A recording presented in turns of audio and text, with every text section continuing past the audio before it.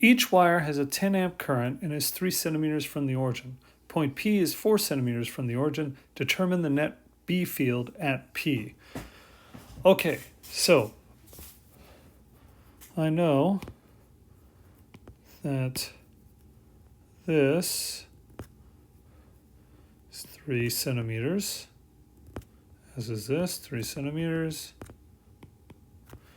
And I know that this here is 4 centimeters. Okay, so these distances here, I got a right triangle, so I can do the Pythagorean theorem. And that tells me 3 squared plus 4 squared equals 25. And in the square root of 25 is 5. So these sides are 5 centimeters. So my two wires, wire 1 and wire 2, they're both 5 centimeters from point P. Okay, so I can determine the magnetic field they each create at point P. That's pretty straightforward. So the magnetic field, I'll just call it B1. That's B1 at point P. Okay, that's got to be mu naught over 2 pi times the current divided by R. Okay, mu naught is 4 pi times 10 to the negative 7th divided by 2 pi. The current is 25, and the distance is 5 centimeters, which is 0.05. Okay, so when I plug this all into my calculator,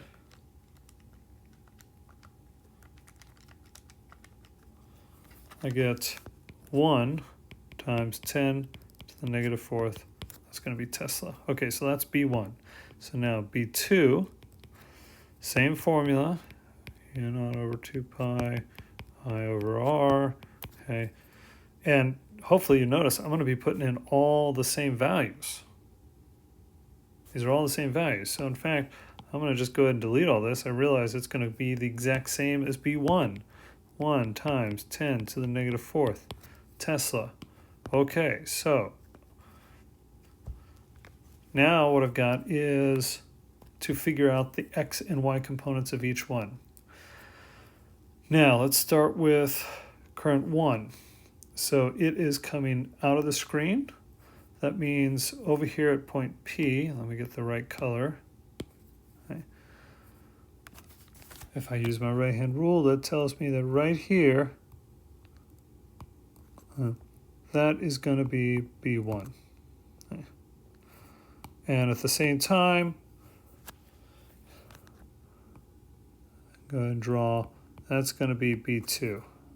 I don't know why I wrote B1 the way I did. Let me do that again.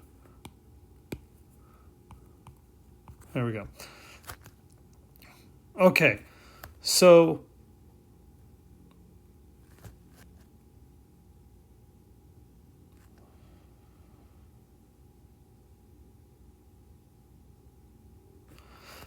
continuing on, we've got to figure out the x and y components as I mentioned. Now, this angle here, theta 1, okay, that is going to be the angle. This is getting a little crowded here. Let me draw B1 down here. B1 is pointing this way. Okay. So this angle that I've labeled as theta 1 has to also be this angle. Now, how do I know that? Okay, because this is a right angle, as I indicated up there. Okay. Since that's a right angle, this has to be theta 1 because this is theta 1. This is a right angle. This angle and this angle and this angle, as you know, have to add up to 180. This is 90, so this angle and this angle have to add up to 90, but so does this one and this one. Thus, these two have to be the same angles. Okay. So that's theta 1. And that's important because I want to get the x component, which is going to be over here. So that would be the opposite to the angle. And since it's the opposite of the angle, I want the sine function. So I can set this up. So when I want to find b1x, the x component, that's going to be b1 times the sine of theta 1. Okay. Now b1 is 1 times 10 to the negative fourth. Oh, and I also notice that it's pointing the negative direction, so I'm going to say that's negative, okay. The sine of theta 1, now we know that sine is opposite over adjacent.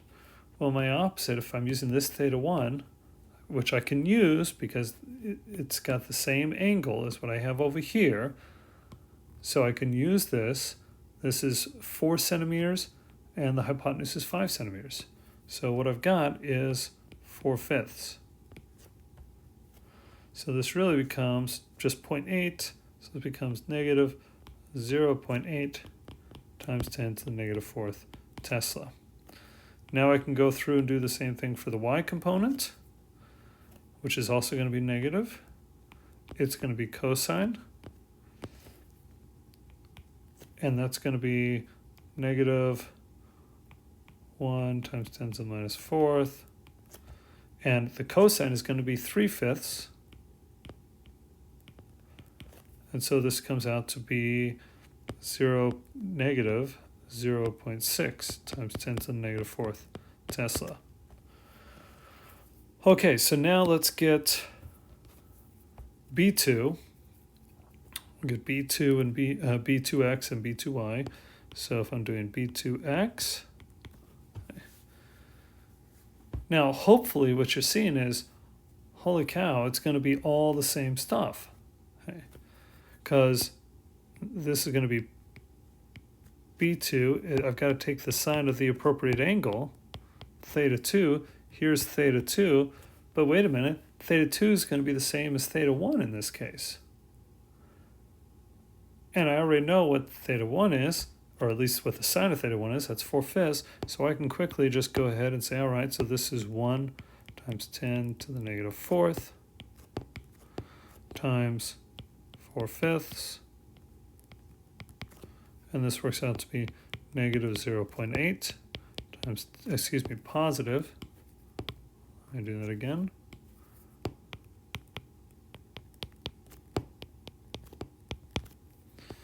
And B2y, I'm going to go through all the same stuff, and I'm going to end up getting the same answer I got here for B1y.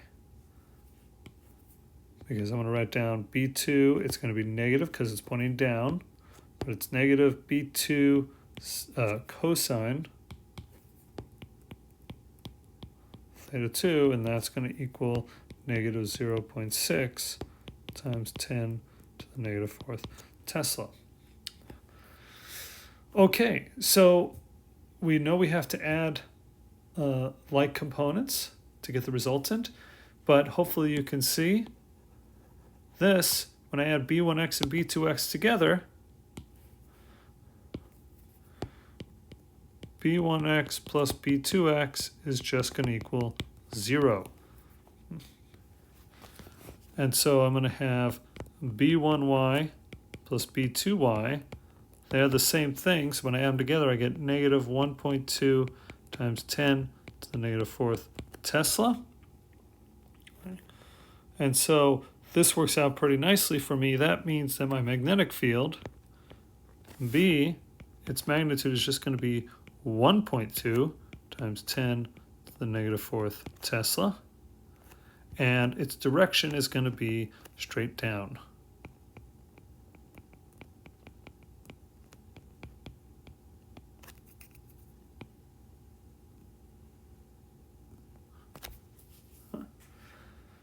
So that's it.